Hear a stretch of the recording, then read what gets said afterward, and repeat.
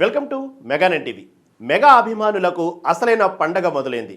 Global star Ram Charan ఉపాసన దంపతులకు జనవరి 31న పండంటి కవలలు, ఒక బాబు ఒక పాప జన్మించిన సంగతి తెలిసిందే.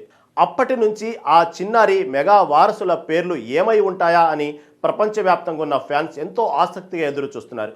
ఆ ఎదురు చూపులకు తెరదించుతూ ఫిబ్రవరి 11న జరిగిన నామకరణ వేడుకల్లో చరణ్ దంపతులు తమ బిడ్డల పేర్లను అధికారికంగా ప్రకటించారు.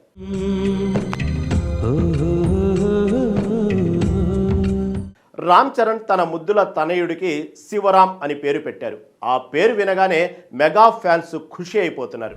ఎందుకంటే ఇందులో అటు శివుడు ఇటు రాముడి నామాలు కలవడమే కాకుండా చరణ్ తండ్రి మెగాస్టార్ చిరంజీవి గారి అసలు పేరు కొణిదెల శివశంకర వరప్రసాద్. అందులో శివ అనే పదం కలిసొచ్చేలా ఆ పేరును ఎంచుకున్నారు. తన తండ్రిపై ఉన్న గౌరవాన్ని, దైవభక్తిని చాటుకుంటూ చరణ్ తీసుకున్న ఈ నిర్ణయం ఇప్పుడు అందరినీ ఆకట్టుకుంటుంది. అంతేకాదు తన పేరులో చివరి ఉన్నటువంటి రామ్ని అటు తండ్రి మొదటి పేరులో ఉన్నటువంటి శివని కలిపి శివరామ్ అని నామకరణం చేశారు. ఇక తన ముద్దుల తనయకు అన్విరాదేవి అని నామకరణం చేశారు. ఈ పేరు వినడానికి చాలా కొత్తగా ఉండటమే కాదు, దీని వెనుక అద్భుతమైన అర్థం కూడా ఉంది.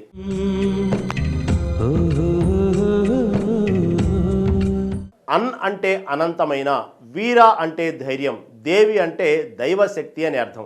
అంటే అనంతమైన ధైర్యం కలిగిన దైవశక్తి అని అర్థం వచ్చేలా ఈ పేరును ఖరారు చేశారు. తన కూతురు భవిష్యత్తులో ఎంతో ధైర్యవంతురాలిగా ఎదగాలనే ఆకాంక్ష ఈ పేరులో కనిపిస్తుంది.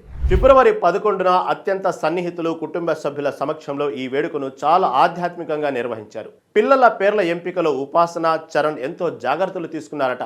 కేవలం ట్రెండింగ్గా ఉండటమే కాదు, ఆ పేర్లలో ఒక పాజిటివ్ ఎనర్జీ, ఆధ్యాత్మిక బలం ఉండాలని వారు భావించారు.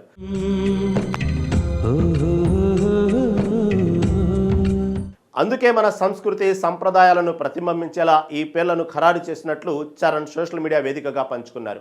మొత్తానికి శివరామ్, అన్విరాదేవి రాకతో మెగా ఫ్యామిలీలో సంబరాలు అంబరాన్నంటాయి. మరి మెగా వారసులకు పెట్టిన ఈ కొత్త పేర్లు మీకు ఎలా అనిపించాయో కింద కామెంట్ రూపంలో తెలియచేయండి.